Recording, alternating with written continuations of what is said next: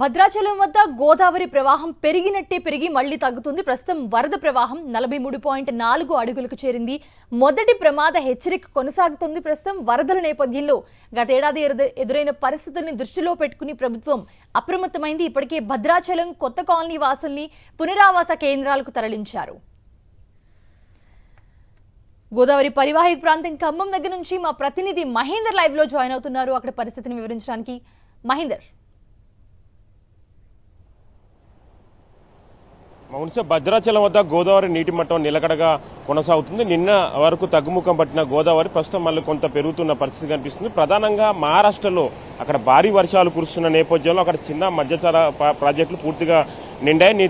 నీటిని దిగువకు గోదావరిలోకి విడుదల చేస్తున్నా. దీంతో ఎస్ఆర్ఎస్పీ కడెం ఎల్లంపల్లి ప్రాజెక్టులకు సంబంధించి వరద పోటెత్తుతున్న నేపథ్యంలో అక్కడ దిగువకు నీటిని గోదావరిలోకి విడుదల చేస్తున్నారు. ఈ క్రమేణా భద్రాచలం వద్ద గోదావరి నీటి మట్టం కూడా క్రమంగా పెరుగుతూ వస్తున్న పరిస్థితి కనిపిస్తుంది. ప్రస్తుతం 43.6 అడుగుల వద్ద కొనసాగుతుంది. దీంతో అధికారులు మొదటి ప్రమాద హెచ్చరికను కూడా జారీ చేశారు. దిగువకు ధవళేశ్వరం వైపు 9,50,000 క్యూసెక్ల నీరును కూడా ప్రస్తుతం విడుదల చేస్తున్నారు. అయితే వచ్చిన వాటర్ వచ్చినట్టు సర్ఫ్లేజ్ వాటర్ దిగువకు ధవళేశ్వరం వైపుకు వేగంగా పోతుండటంతో కూడా భద్రాచలం వద్ద అంత ప్రమాదం లేని పరిస్థితి ఏర్పడుతుంది. డిశ్చార్జి వాటర్ వెంటనే వెళ్లడం వల్ల ఇబ్బందులు లేవని కూడా అక్కడ స్థానికంగా ఉండే అధికారులు కానీ సిడబ్ల్యూసీ అధికారులు కానీ చెప్తున్న పరిస్థితి కనిపిస్తుంది. అటు ఛత్తీస్గఢ్ లో కూడా కొంత వర్షాలు కూడా తగ్గుముఖం పట్టాయి. ఒరిస్సాలు కూడా తగ్గుముఖం పట్టిన నేపథ్యంలో ఇటు తాలిపేరు ప్రాజెక్టుకు వచ్చే వరద ఉధృతి కూడా కొంత తగ్గిందని చెప్పుకోవాలి. ప్రస్తుతం తాలిపేరు ప్రాజెక్టుకి 30,000 క్యూసెక్ల ఇన్ఫ్లో వస్తుంది. దీంతో అధికారులు 25,000 క్యూసెక్లు 12 గేట్లు ఎత్తి కూడా నీటిని దిగువకు గోదావరిలోకి విడుదల చేస్తున్నారు. అక్కడ ప్రస్తుతం ప్రాజెక్టు నీటి మట్టం 72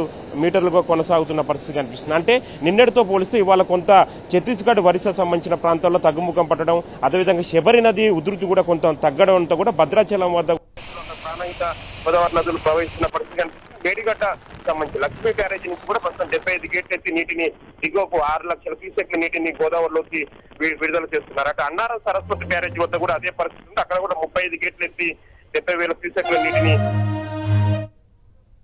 బ్యారేజ్ కొంత కాళేశ్వరం వద్ద ప్రస్తుతం అక్కడ కూడా నిలకడగానే కొనసాగుతుంది. అయితే మహారాష్ట్రలో కొంత తగ్గుముఖం పరిస్థితి తప్పితే మళ్ళీ భద్రాచలం వద్ద గోదావరి ఉధృతి అనేది తగ్గే పరిస్థితి ప్రస్తుతం కనిపించట్లేదు. శ్రీరామ్ సాగర్ మీదుగా కడెం ఎల్లంపల్లి అదేవిధంగా ఇటు భద్రాచలం వైపు కూడా గోదావరి ఉధృతి ప్రస్తుతం కొనసాగుతున్న పరిస్థితి కనిపిస్తుంది. మొత్తానికి మాత్రం ఇటు ముంపు గ్రామాలు అంటే సాధారణ పరిస్థితులు వచ్చేంత వరకు కూడా భద్రాచలంలో గోదావరి నీటి మట్టం ముంపు గ్రామాల ప్రజలు తిరిగి మళ్ళీ వారి ప్రాంతాలకు వెళ్ళొద్దు, వారు ఖచ్చితంగా పునరావాస కేంద్రాల్లోనే ఉండాలి, అన్ని ఏర్పాట్లు చేస్తున్నామని కూడా అధికారులు చెప్తున్నారు. ఎప్పటికప్పుడు ఉన్నతాధికారులు కానీ సిడబ్ల్యూసీ అధికారులు కూడా గోదావరి నీటి ప్రవాహాన్ని అంచనా వేస్తూ ముంపు గ్రామాల ప్రజలను కూడా సురక్షిత ప్రాంతాలకు తరలించే ప్రయత్నాలు మాత్రం చేస్తున్నారు. మౌనిష.